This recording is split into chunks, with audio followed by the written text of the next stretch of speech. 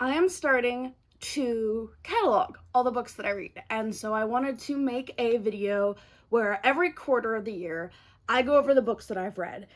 And I'm a little late to getting to the first quarter because I started this channel a little bit later, but I wanted to keep track of all the books that I've read and share them with you guys. And as a little backstory for this very first quarter read, I wanted to explain to you guys kind of why I'm doing this. So I was an avid reader as a kid. I would burn through books like there's no tomorrow. Despite having dyslexia, I would spend every day, every waking minute reading. And I loved books. And then somewhere in high school, when I was forced to read for classes, I started hating reading.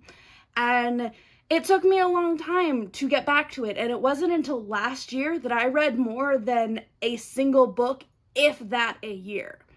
Last year was the first year where I think I read 4 books total throughout the year, and there are so many books over the years that I want to read. My TBR list is well over 100 books because it's been building since I was in high school. So I wanted to try and read anywhere from 12 to 24 books this year, and I'm doing really good on that. And I'm really happy to be reading again because I know as an author that I need to read. Reading is one way that we continue to hone our skills and get better, especially when we read in our genre and even out of our genre. And there are so many different books that I want to read, and I asked my friends for recommendations, which has made my TBR list so much longer, but I cannot wait to read all of the books that I have. So we're starting with my books from the first quarter of 2024, so January, February, and March. The first book that I read this year, I do not have a physical copy of, but it is a man called 𝘊𝘬𝘮𝘢, I believe it's pronounced. Technically, I started this book in December, but I finished it in January because December is a very holiday, birthday-heavy month for me. It's very hard to focus on anything. So it took me a little bit to read this book. And when I say read, I do sometimes mean audiobook. It is just, I always use read even when I listen to a book. So if I did listen to it in an audiobook format, I'll put like a little disclaimer for you guys because I don't know how some people feel about saying you read a book when you actually listen to a book. Either way, I did read A Man Called 𝘊𝘬𝘮𝘢, and it was a beautiful book. Everything about this book I loved, especially 𝘊𝘬𝘮 himself. Him as a character reminds me a lot of my grandpa, who recently passed away, so reading this book was very cathartic for me because it reminded me of my grandpa a lot, and it was really good, and it made me cry. It's one of the, getting books to make me cry has been so hard recently, but this book made me cry. I highly recommend A Man Called 𝘊𝘬𝘮𝘢 if you like the more contemporary style fiction. A Man Called 𝘊𝘬𝘮𝘢 was beautiful. It was perfect. I loved everything about this book. And I haven't watched the Netflix adaptation yet, A Man Called 𝘊𝘆, but it is on my to-watch list as well, so that I will get to eventually. But starting my year off with A Man Called 𝘊𝘬𝘮𝘢 was a good start to the year. Like I said, it reminded me of my grandpa. It was heartfelt. There were so many good moments in the book, and the storytelling was beautifully done. The author is very good at keeping bits of information to themselves and then revealing them when necessary. Like, you're kind of guessing that that's the case, but then you get the answer, and a lot of things start to make sense, and it's just so beautifully done. A great way for me to start off the year. I read 3 other books in the first quarter of the year, and I own all of these. Well, one I didn't own when I read it, and I bought it after I finished it. But the next book that I read in this list was The Night Circus. This book came highly recommended from my best friend, an ex-friend of ours. This book was everything to them in high school. And so they had been waiting for me to read this. This is Gus, my roommate and best friend. This is his original copy. He ended up getting a second copy and giving me his original. And we know it's the original because of this weird page here. We don't know what happened in the printing of this one. But I enjoyed this book. I can't say I loved it because the ending, I wasn't a fan of the ending of this book, but I did really appreciate the book. My biggest issue with this, because this was the second time of me trying to read this book, I ended up getting the audiobook version of it instead and listening to it because I had a really hard time reading it for me because it was slow paced. And for me, because of dyslexia, when I'm reading on physical pages, I read slower than the average person. So a slow-paced book is 10 times slower when I'm trying to read and comprehend all the words. So when I listen to an audiobook, I usually listen anywhere from 1.25 to 1.5 speed. And so that took what was a slow book and sped it up for me. It made it so much easier to understand and comprehend and work through. And with the audiobook version, I really liked the start. The start of the book I liked. It was a little slow and it picked up in the middle, but for me, the ending is what was lacking. I do appreciate and love the kind of magic system that they have built in this book, and I want to use this as inspiration for later books. And like I said, I really liked it. It just definitely didn't hit a lot of the things I was hoping it would at the end. I completely understand why this was such a big hit with my friends in high school, and why to this day Gus still loves this book. For me, it just wasn't as impactful, and maybe that's partially because all my friends hyped it up to me and I took so long to read it. That always does have an impact when you're reading a book. So I always say be careful when hyping up books to your friends. Like, tell them that you would like them to read this without giving them too much of a hint of how you feel about it, because then it keeps it from building expectations that it may not necessarily be able to meet, because every reader is different. Nonetheless, though, like I said, I did like this book. I know there is another book by 𝘊𝘥𝘪𝘵𝘪𝘯𝘨. We also have that one. I don't remember if Gus has read it yet, but we do have the other book 𝘊𝘥𝘪𝘮 released that I want to read as well, because I like 𝘊𝘥𝘪𝘮's writing. So this is on my TBR. So following Night Circus, I read The Very Secret Society of Irregular Witches, which is a mouthful of a title, but the Fall Out Boy in me loves it so much. I found this book when one of my friends was talking about wanting to get into reading, and she was looking for cozy books, more cozy fantasy.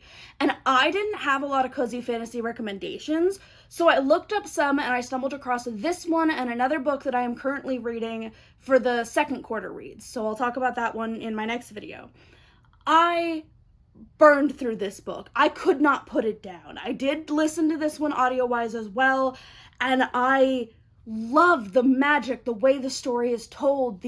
Once again, one of my favorite things in this, because I feel like this falls more into contemporary fantasy as well, and the way the authors like hide certain bits of information and then slowly give it to you when it's time.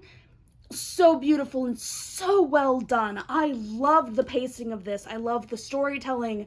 Like I said, the magic in this is amazing. I adore this book, and that's why, like, the next time we went to Barnes & Noble after I finished it, I'm like, hey, okay, so you said I can buy one book. I know I've already read this one, but I want a physical copy. So I got myself a physical copy of this because I loved it that much. This is kind of the contemporary fantasy I aspire to do at some point. I do not know if I'll ever get there with my fantasy, but this is definitely this showed me that it is possible to do cozy fantasy, and just that it was possible. I wasn't sure because I'm so used to my hard fantasy books that I adore this, and I think this is where I'm going to lean towards in some of my future books as well. This book is going to be a huge inspiration for me forever going forward. And I don't know anything else by this author, but her writing is so good and the dialogue is so realistic that I would love to read more by her. And I'm probably going to look up more of her books later, but I'm trying to focus on my TBR without adding more books like this one. It's not going well for me, but I'm trying. The final book that I read this first quarter, I read this one I think in March, so kind of close to my birthday, was begrudgingly, don't want her name on here, Harry Potter Deathly Hallows. I finally read the 7th book. So my history with Harry Potter is that I read the books when I was a kid, like little baby Jay being read the first 2 Harry Potter books by my mom as bedtime stories. My religious crazy grandmother was losing it. She hated these books. I loved them. And then I read the third book like 5 times. I still have no idea what it is about that third book that I loved, but I read it like 5 times and destroyed it. The spine, I need to rebind it because I refuse to buy these books again and give her more money. I absolutely refuse to do that. So I eventually want to rebind all these books in the binding that I want to do, so that way they are my books and no money goes to her, because God, I hate that woman. But the problem is that despite how much I hate her, these books have been my childhood. I eventually read the 4th book somewhere near the end of high school. It took me a bit to finish it. I think it was after high school I finished it. Then I read the 5th and 6th book together a couple of years ago, because it's taken me that long to get through all these books. And I finally was like, okay, there's so much I've heard about this last book compared to the movie. I want to see what it's like, and I want to kind of dive into it myself and kind of see. Because I own the book, so I'm not giving anything, I'm not reading the audiobooks, I read it physically, because I didn't want anything to go to the author of these. Nothing at all. And so I read it, and I did really like the final book. There's a lot in this that I really, really liked that got missed out in the movies. Similar to a lot of the books.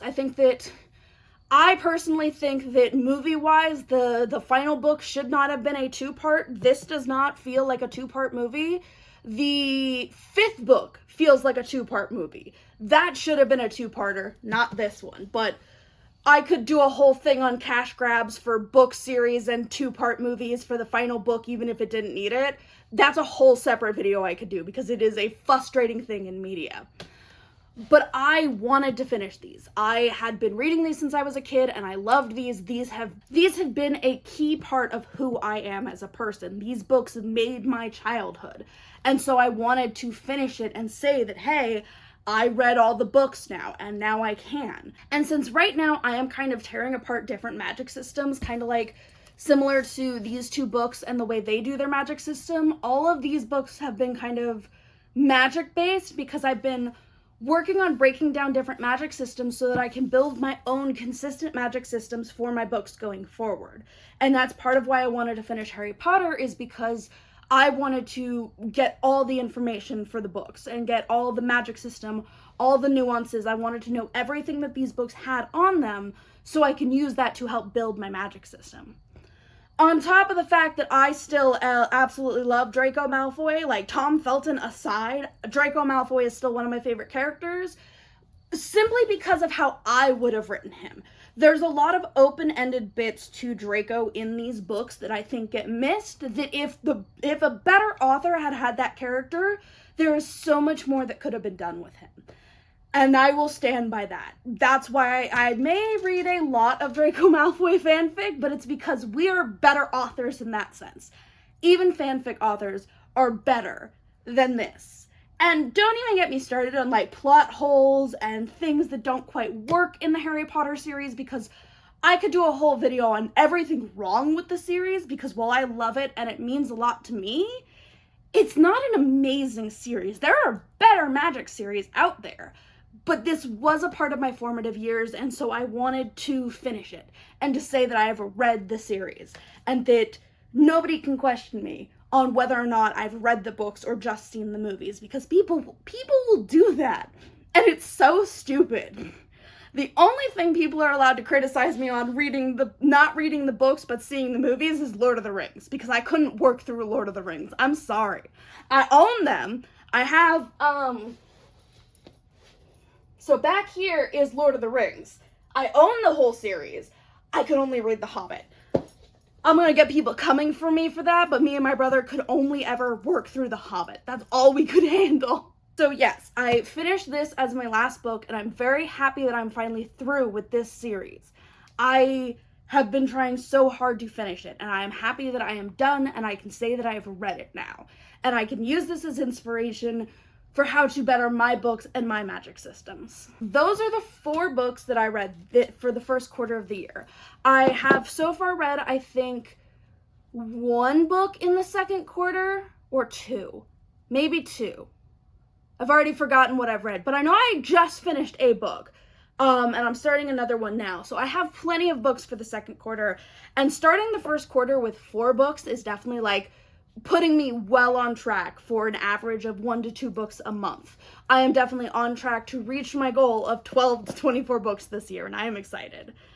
If you guys have any thoughts or comments on these books, please feel free to comment down below. I love discussing books and talking about them. Quarterly read updates are going to be one of the videos on this series that you guys can see every like 3 months. I will give you guys an update on what I'm reading. If you guys want a video on my TBR or books that I've been wanting to read that I haven't gotten to yet, or even books that I've previously read that loved, comment down below and let me know so I can kind of come up with ideas for videos for you guys, because I want to give back to you guys and share my creativity and my passions with you.